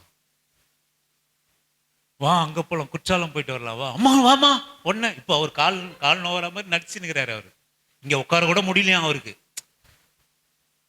வந்துட்டாரு, என்ன சொல்லாமல் விட மாட்டாரு. சிறிது தமாசுக்கு தானே சொல்கிறேன். இப்போ அவர் எப்படி இருக்காருன்னா, இங்கே உட்கார கூட முடியாமல் இருக்கிறார். ஆனால் வா குற்றாலத்துக்கு போலான்னு அவர் எப்படி துள்ளுறாரு பார்த்துக்க, மான் போல துள்ளுவா போல, கோல்டா மீன் போல துள்ளும். அம்மா எதுவும் வேணாமா, டெய்லி நம்ம சாப்பிட்டு போர் வச்சிச்சு, அங்கே குற்றாலத்தில் அங்கே ஒரு ஹோட்டலில் மீன் வர்த்தாங்களே அங்கே சாப்பிடலாமா? 6000 ரூபாய் காலி. திருடன் கண்ணை மட்டும் திருடுவான், ஆனால் அங்கே பரிசுத்த ஆவியினுடைய நிறைவு ஒருவரும் திருட முடியாது. சிஸ்டர், நீ என்ன சேர்த்து வச்சாலும் சரி, நீ கஷ்டத்தோட கூட ஒரு வாழ்க்கை வந்தாலும் சரி, நீ நஷ்டத்தோட ஒரு வாழ்க்கை வந்தாலும் சரி, நீ குழு கஞ்சியை கொடுத்து கஷ்டத்தோட கூட ஒரு வாழ்க்கை வந்தாலும் சரி, நான் சொல்லுவேன், உன் வாய் நன்மையினாலே தேவனை மகத்துவங்களை துதித்து மகிழுமானால் ஒவ்வொரு நாளும் கர்த்தர் உடைக்கப்பட்டு நம்முடைய களஞ்சியங்களிலே பொக்கிஷத்தை சேர்த்து கொண்டே இருக்கிறார். ஆமே, சேர்த்து கொண்டே இருக்கிறார். இப்ப தெரியாது நீ எவ்வளவு சேர்த்து வச்சிருக்கிறான்னு, ஒரு மெசேஜில் தெரிஞ்சு போகுது. 1000 ரூபாய் எடுத்து, நம்ம 1000 ரூபாய் எடுத்துட்டா என்ன சொல்லுது, 6000 மைனஸ் 5000 உடனே மெசேஜ் வருது. ஆனா உன்னுடைய அக்கௌண்ட்ல, என்னுடைய அக்கௌண்ட்லையும் பரிசுத்த ஆவியினால் வாழ்கிற ஒரு நிறைவு, களஞ்சியங்கள் நிரப்பிருக்கிற நிறைவு கணக்கு தெரியாது. கர்த்தருடைய களஞ்சியங்களிலே உங்களுக்காகவும் எனக்காகவும் அது சேர்த்து வைக்கப்பட்டிருக்குது. மகளே மகனே, நீ இன்னைக்கு குறைவோடு இருக்கலாம், கஷ்டத்தோடு இருக்கலாம், கண்ணீரோடு கூட இருக்கலாம், ஆனாலும் உன் வாய் நன்மையை பேசி, தேவனுடைய மகத்துவங்களை பேசி, அவருடைய துதியை சொல்லி வருகிறது. ஏன் சொல்ற? பரிசுத்த ஆவியினுடைய நிறைவுனால நீ சொல்ற.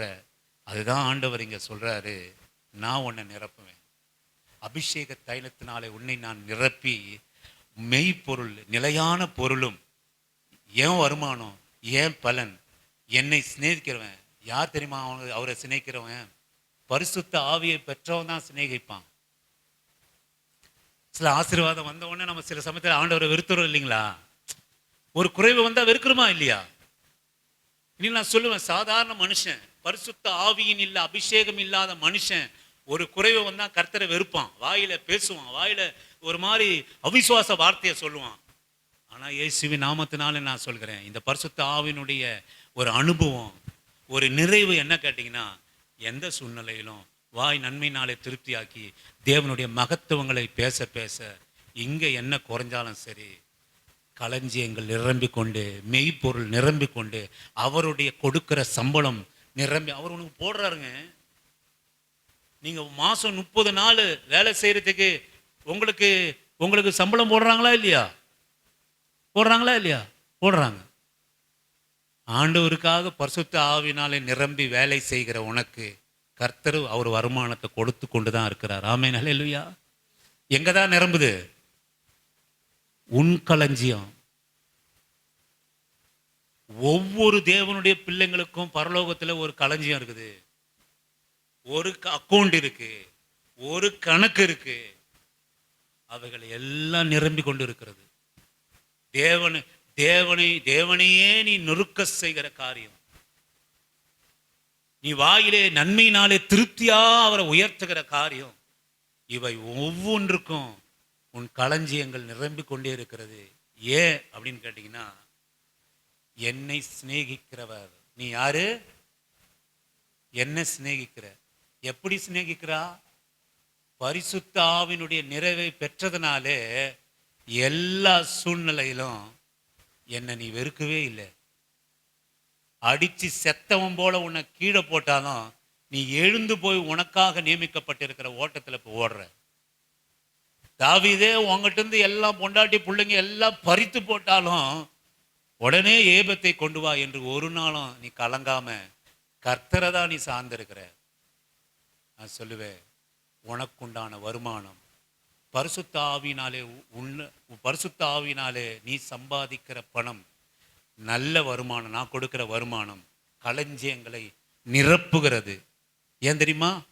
இங்கே நீ பரிசுத்த ஆவியினாலே நிரம்பி எனக்காக ஊழியர் செய்வதனால், சாட்சியாய் வாழ்வதனால், மகத்துவங்களை நீ பேசுவதனால், என் துதியை நீ சொல்லி வருவதனாலே உனக்குண்டான வருமானம் உன் களஞ்சியங்களை நிரப்பி கொண்டிருக்கிறது. ஆமென், அல்லேலூயா. இதுதான் நிரப்புதல். பரிசுத்த ஆவியினுடைய நிரப்புதல் எந்த சூழ்நிலையிலும் நன்மையில்லாத நிறைந்திருக்கும். எந்த சூழ்நிலையிலும் அற்புத அடையாளங்களை பெற்று சுபாவம் மாற்றப்பட்டதால், மறுரூபமாக்கப்பட்டதா, புதிதாக்கப்பட்டதா இருக்கும். மூன்றாவது காரியம், அந்த நிறைவு தேவன் கொடுக்கிற நல்ல வருமானத்தும் நிலையான வருமானத்தும் நிலையான ஸ்தலத்திலே உன் களஞ்சியத்திலே ஒவ்வொரு நாளும் உன்னுடைய அக்கௌண்ட்ல கர்த்தர் நிறைவான பலனை அவர் கொடுக்கிறார். நிறைவாய் நிரம்பின உன் களஞ்சியங்கள் நிரம்பி இருக்கும். ஏன் அப்படின்னா, என்னை சிநேகிக்கிறவர்கள் மெய்ப்பொருளை சுதந்தரிக்கும்படி. பரிசுத்த ஆவியினால் நிரப்பப்பட்ட என் அன்பு தேவனுடைய பிள்ளையே, ஏன் என்னை சிநேகிக்கிற? யார் சிநேகிதன்? யார் சிநேகிதன்? உண்மையான சிநேகிதன் யாரு? நீ நல்லா இருக்க சொல்லவும் வாங்கி தின்னுட்டு நீ குறைபடுகிற போது தூக்கி போடுறவன் சிநேகிதனா? இல்ல. அதுதான் ஆண்டவர் சொல்றாரு, எந்த சூழ்நிலையிலும் பரிசுத்த ஆவியினாலே என்னை நேசித்து என்னை சிநேகித்தபடினாலே உண்மையான அன்புக்குண்டான என்னுடைய வருமானம் உனக்கு நல்லது.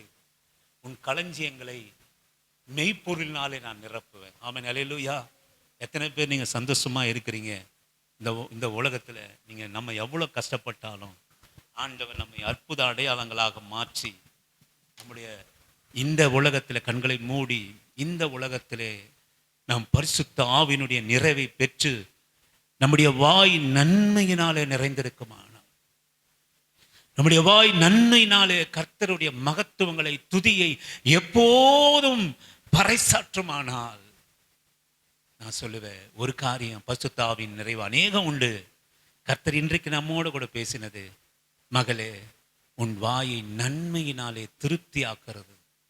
நீ என்னை உண்மையா நேசிக்கிறபடினாலே வாழ்ந்திருக்கும் தெரியும், தாழ்ந்திருக்கும் தெரியும். நீ நல்லா இருக்க சொல்ல என்ன நல்லா வச்சிருக்கிறா உன் வாயில. நீ கொஞ்சம் குறைவுபடுகிற சொல்லும் போது என்னை நீ நன்றாக வைத்திருக்கிறா. உன் வாய் எப்போது நன்மையினாலே என்னை குறித்து நிறைந்திருக்கிறது.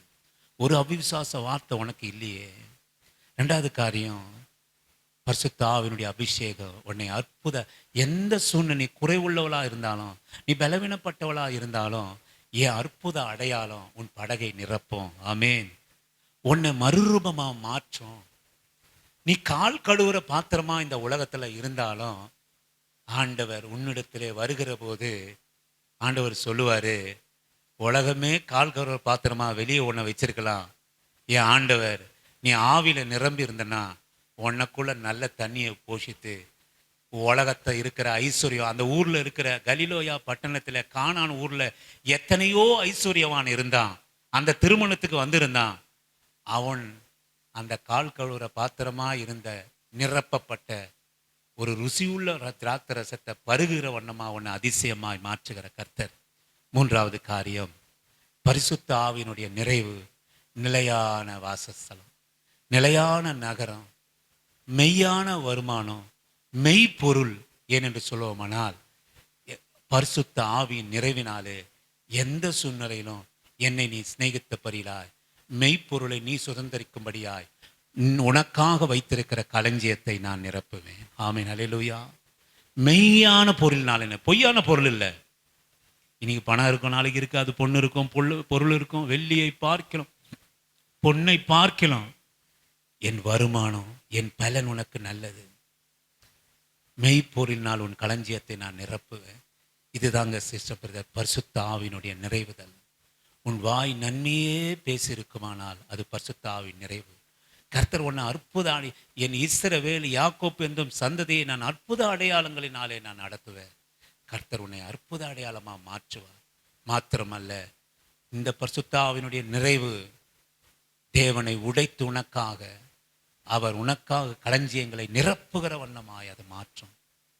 எல்லா துதி கன மகிமை, அப்படிப்பட்ட ஒரு அனுபவம், பரிசுத்த ஆவியினுடைய அனுபவம் எங்களுக்கு உண்டாயிருக்கட்டும், எங்கள் பிள்ளைகளுக்கு உண்டாயிருக்கட்டும். மகத்துவங்களை பேசணும், உங்கள் நாமத்தை நாங்கள் அறிக்கையிடணும். எவ்வளவு சம்பளம், எத்தனை ரூபாய் வேலை என்று நாங்கள் நினைத்து கொண்டிருக்கிறோம். ஆனால் நான் போகிற சமயத்தில் நான் போட்டிருக்கிற அருணா கயிறை கூட கழட்டி விட்டு தான் நான் போக போகிறேன். ஏன் தெரியுங்களா? அங்கே எனக்கு களஞ்சியங்களை நிரப்ப உனக்கு இருக்கா? நம்பிக்கை இருக்கா? உன் களஞ்சியத்தில் சேர்த்திருக்கிற நம்பிக்கை இருக்கா? நீ எவ்வளவு வேலை செஞ்சிருக்கிறா கர்த்தருக்காக? நமக்கு நல்லா தெரியும், இந்த மாசத்திலே நான் 20 நாள் வேலை செய்தேன். ஒரு நாளைக்கு எனக்கு 100 ரூபாய் சம்பளம், 2000 ரூபாய் எனக்கு இந்த மாச கடைசியில என் எஜமா கொடுப்பான்ற நம்பிக்கை உனக்கு இருக்குல்ல? இன்றைக்கு உங்களை நீங்க ஆராய்ந்து பாருங்க. ஆண்டவருடைய களஞ்சியத்திலே நமக்காக அவர் போட்ட சம்பளம் எவ்வளவு? நீங்களும் நானும் பரிசுத்த ஆவியினாலே நிரம்பி அவருக்காக செய்த வேலை எவ்வளவு? ரொம்ப சிம்பிள் சிஸ்டர் பிரதர். வேலை இன்ட்டு நல்ல பொருள், மெய்ப்பொருள், களஞ்சியம். ஊழியம் இன்ட்டு மெய்ப்பொருள் இசிகோல்ட்டு களஞ்சியம். ஊழியம் இருக்கா? ஜெபம் இருக்கா? ஆராதனை இருக்கா? கர்த்தருக்கா பேசுவது இருக்கா? யார் எடுத்தாவது கர்த்தருக்கா வேலை செய்கிறீங்களா? இன்னைக்கு நீ பேங்க் பேலன்ஸ் நிறைய இருக்கலாம், உலகத்துக்கு உண்டான வேலை, அது நீ சொல்ல எடுத்து போறது இல்லை. ஆனால் ஆண்டவருக்காக வேலை செய்கிறது என்றைக்கும் பூச்சி அரிப்பதும் இல்லை, திருடன் கள்ளமிட்டு திருடுவதும் இல்லை. என் அன்பு தேவனுடைய பிள்ளையை, கர்த்தர் உன்னை நேசித்து பேசி கொண்டிருக்கிறார். ஒரு 2 நிமிஷம் நீ யோசனை பண்ணி பாரு. இந்த பேங்க் பேலன்ஸை மறந்துரு, உன் பீரோவில் இருக்கிற நகை நட்டை மறந்துரு, உனக்கு இருக்கிற வீடு வாசலை மறந்துரு, உனக்கு இருக்கிற லேண்டை நீ மறந்துரு. உண்மையான பொருள் களஞ்சியங்களை இருக்குதா? இருக்குதா? யோசனை பண்ணி. கர்த்தருக்காக வேலை செஞ்சு சம்பாதிச்ச சம்பளம், நல்ல வருமானம் இருக்கா? எவ்வளவு வேலை செஞ்சீங்க? நான் எவ்வளவு வேலை செஞ்சேன் கர்த்தருக்காக? வேலைக்கேற்ற சம்பளம் தானே. அப்போ உங்க களஞ்சியம் எவ்வளவு இருக்கும்? இல்லை பிரதர், எனக்கு பேங்க்ல ஒரு 3 லட்சம் ரூபாய் இருக்கு. சரி, நல்லது, சோத்திரம். நீ உழைச்சி அதை சம்பாதிச்சு வச்சிருக்கிற தேவைகளை பூர்த்தி ஆக்குவேன். ஆனால் பரலோக ராஜ்யத்தில் கர்த்தருக்காக வேலை செஞ்ச சம்பளம் உனக்கு எவ்வளவு இருக்கு சொல்ல முடியுமா? கர்த்தர் அவரை அனுதினமும் தேடுவதில் ஒரு சம்பளத்தை வச்சிருக்கிறார். ஆராதனையில் செய்வதில் ஒரு சம்பளத்தை, மெய்ப்பொருளை வச்சிருக்கிறார். சபை கூடுதலில் நீ வந்து கலந்து கொள்வதில் ஒரு சம்பளத்தை வச்சிருக்கிறார். அவருடைய மகத்துவங்களை துதிய சொல்றதுல ஒரு வருமானத்தை, நல்ல வருமானத்தை வச்சிருக்கிறார். அவர் ஊழியத்துக்காக செய்கிறதுல ஒரு வருமானத்தை வச்சிருக்கிறார், மெய்ப்பொருளை வச்சிருக்கிறார். அவருக்காக பேசுவதில் வச்சிருக்கிறார், சுவிசேஷம் அறிவிப்பதில் வச்சிருக்கிறார். எவ்வளவு சம்பளம், எவ்வளவு சேமிப்பு களஞ்சியத்தில் இருக்குதுன்னு நீங்க சொல்ல முடியுமா அன்பு தேவனுடைய பிள்ளையே? இந்த உலகத்தினுடைய பலத்தை வச்சு இந்த உலகத்தில் நம்ம சம்பாதிக்கலாம். ஆனால் பரிசுத்த ஆவியினுடைய பலன் இல்லாமல் அவருக்கு சிநேகிதனாக இருக்க முடியாது, அவருக்காக ஊழியம் செய்ய முடியாது. எனக்கு அருமையான ஆண்டவரே, உம்முடைய களஞ்சியத்திலே நிரப்புகிற வண்ணமா என்னை நிரப்புங்க ஆண்டவரே. எல்லாம் கேளுங்க, நிரப்புங்க. ஏதோ கேட்டோம் விட்டோம் இல்லாமல் கர்த்தருக்காக பிரயாசப்படுங்க. வாய் நன்மையினாலே திருப்தி ஆகட்டும். நண்பர்களிடத்தில் எத்தனை பேர்கிட்ட எவ்வளோ பேச்சு பேசினாலும் அது களஞ்சியத்தை நிரப்பாது. ஆனால் கர்த்தர் நல்லவர்னு யாருக்கிட்டையாவது ஃபோன் பண்ணி சொல்லிட்டேன்னா, உனக்காக ஜெபம் பண்ணுறேன் இயேசு நல்லவர்னு ஃபோன் பண்ணி சொல்லிட்டேன்னா, உன் களஞ்சியத்தில் சேர்க்கிற வண்ணமாக மாறும் மெய்ப்பொருள். நீங்கள் பேசுகிறீங்களா? எல்லார்கிட்டையும் எவ்வளவோ பேசுகிறீங்களே, ஏசப்பா நல்லவர், அவன் அசிங்கமாக திட்டட்டும், நீ ஜாதியை மாத்திரன்னு சொல்லட்டும், இயேசு நல்லவர் என்று அறிக்கையிடுகிற அனுபவம் இருக்கா? அப்படி இல்லைன்னா பரிசுத்த ஆவியினுடைய நிறைவு இல்லைன்னு அர்த்தம். களஞ்சியம் அக்கௌண்ட் கூட ஓப்பன் பண்ணாமல் இருக்குதுன்னு அர்த்தம். ஆமென். இன்னைக்கு நமக்கு அக்கௌண்ட் ஓப்பன் பண்ணலாமா பரலோகத்தில்? எல்லாம் சொல்லுங்க, ஆண்டவரே என்ன அக்கௌண்ட் ஓப்பன் பண்ணப்படட்டும் களஞ்சியத்தில். சொல்லுங்க சிஸ்டர் பிரதர், பிள்ளைகளே சொல்லுங்க. உங்கள் அக்கௌண்ட் இங்கே இருக்குது. அக்கௌண்ட்டு நம்ம 5 வயசு பிள்ளைங்க, 6 வயசு பிள்ளைங்க ஆர்டி அக்கௌண்ட் இருக்குது, ஐஓபி அக்கௌண்ட் இருக்குது, எல்லா அக்கௌண்ட்டும் இருக்குது. சோத்திரம், நல்லது. பரலோகத்தில் அக்கௌண்ட் ஓப்பன் பண்ணியாச்சா? உங்கள் பிள்ளைகளுக்கு ஓப்பன் பண்ணிட்டீங்களா அக்கௌண்ட்டு? சேருதா? ஏதாச்சும் சேர்ந்துன்னு இருக்கா? சொல்ல, ஆண்டவரே இன்றைக்கு உம்முடைய அபிஷேகத்தினால் எங்களை நிரப்பி பரலோகத்தில் இருக்கிற மெய்ப்பொருளை நான் சுதந்திரிக்கும்படியா என் அக்கௌண்ட்டில் ஓப்பன் பண்ணுங்க ஆண்டவரே. சொல்லுங்கள், எல்லாரும் சொல்லுங்கள். இது சத்தியம், இது உண்மை, ஏதோ வேடிக்கையான வார்த்தை இல்லை. என் அக்கௌண்ட் ஓப்பன் பண்ணுங்க ஆண்டவரே. உங்களுக்கு தெரியும், நீங்கள் நன்மையானவர்களை பேசுகிற போது, தேவனுடைய மகத்துவங்களை பேசுகிற போது, தேவனுடைய சுவிசேஷத்துக்காக நம்முடைய வாய் பேசுகிற போது, சாட்சியாய் வாழ்கிற போது, ஜபத்திலே துதியை சொல்கிற போது, ஆராதனை துதியை சொல்கிற போது உங்கள் களஞ்சியம் நிரம்பிக் கொண்டே இருக்கும். இன்னைக்கு ஒரு அக்கௌண்ட் ஓப்பன் பண்ணுங்க. இல்லை பிரதர், பழைய அக்கௌண்ட் இருந்தது, ரொம்ப நாளாக எனக்கு டிரான்சாக்ஷனே இல்லாமல் இருக்குதுன்னு சொல்கிறவங்க இருக்கிறீங்களா? பழைய ஒரு அக்கௌண்ட் ஓப்பன் பண்ண, அந்த பாஸ்புக்கு எங்கே இருக்குதுன்னே தெரியல, விட்டுருங்க. ஒரு புதிய ஒரு அக்கௌண்ட் இன்னைக்கு ஓப்பன் பண்ணுங்க பரலோக ராஜ்யத்தில். உங்கள் பழைய அக்கௌண்ட்லாம் இருக்கட்டும், ஒரு புதிய அக்கௌண்ட் ஆண்டவரிடத்தில் விண்ணப்பம் பண்ணுங்க. ஆண்டவரே, எனக்கு இன்றைக்கிலேருந்து ஒரு புதிய அக்கௌண்ட் ஓப்பன் பண்ணட்டும் ஆண்டவரே. பழைய அக்கௌண்ட்டில் தான் ஒன்றுமே இல்லையே, அதை பற்றி ஏன் நம்ம கவலை பண்ணணும்? பழைய அக்கௌண்ட்டில் ஒன்றுமே இல்லை. புதிய அக்கௌண்ட்டில் ஓப்பன் பண்ணி நல்லா சேரணும் மெய்ப்பொருள். ஆண்டவரே எங்கள் கிருபத்தாங்கப்பா, அடியனுக்கு கிருபத்தாங்க ஆண்டவரே. எப்சிபா கிருபத்தாங்க, எஸ்தரமா திருத்தாங்க, லில்லி சிஸ்டர் கிருப கொடுங்க, ஜானுக்கு கிருப கொடுங்க, ஜோயலுக்கு, கோல்டா சித்தாவுக்கு கிருப கொடுங்க ஆண்டவரே. கிருப களஞ்சிய நிரம்பும்படியாக கிருப கொடுங்க ஆண்டவரே. களஞ்சிய நிரம்பும்படியாக கிருப கொடுங்கப்பா. புருஷனுடைய பணத்துக்கு ஜாக்கிரதையாக இருக்கிறோம், பொண்டாட்டியோட வருமானத்துக்கு ஜாக்கிரதையாக இருக்கும், பிள்ளைகளுடைய வருமானத்துக்கு ஜாக்கிரதையாக இருக்கிறோம் அக்கௌண்ட்டில். ஆனால் கர்த்தருடைய அக்கௌண்ட்டுக்கு ஜாக்கிரதையாக இருக்கிறோமா? எவ்வளோ சேர்ந்ததுன்னு தெரியுமா? எவ்வளோ இருக்குதுன்னு தெரியுமா? ஆண்டவர் அழகாக மெசேஜ் அனுப்புவார். நீ நல்லா துதிச்சு ஆராய்ச்சி ஜெபம் பண்ணி எழுந்துச்சுன்னா டக்குன்னு ஒரு மெசேஜ் வரும், கிரெடிட்டட். யாருக்கிட்டனா சுவிசேஷத்தை நீ சொல்லி இன்னைக்கு அவமானம் நிந்தப்பட்டனா நல்ல பொருளை ஆண்டவர் போட்டு வைப்பாருவான் களஞ்சியத்தில். ஆமென். ஜெபம் பண்ணுறதுக்கு ஒரு வருமானம் இருக்குது, ஆராதனை பண்ணுறதுக்கு ஒரு வருமானம் இருக்குது, சபைக்கு வர்றதுக்கு ஒரு வருமானம் இருக்குது, களஞ்சியம் சேர்க்கப்படுது.